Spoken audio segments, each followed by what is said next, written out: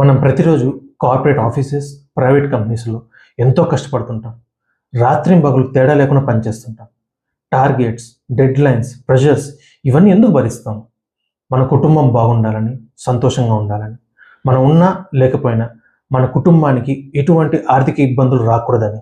కానీ జీవితంలో ఊహించినది ఏదైనా జరిగితే, ఆ ప్రైవేట్ ఉద్యోగి అకాలంగా మరణిస్తే, ఆ కుటుంబానికి మానసిక వేదన మాత్రమే కాదు, ఒక్కసారిగా ఆర్థికంగా రోడ్డున పడే పరిస్థితి వస్తుంది.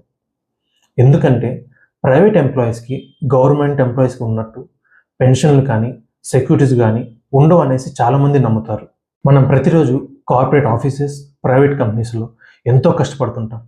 రాత్రింబగలు తేడా లేకుండా పనిచేస్తుంటాం. టార్గెట్స్, డెడ్‌లైన్స్, ప్రెషర్స్ ఇవన్నీ ఎందుకు భరిస్తాం?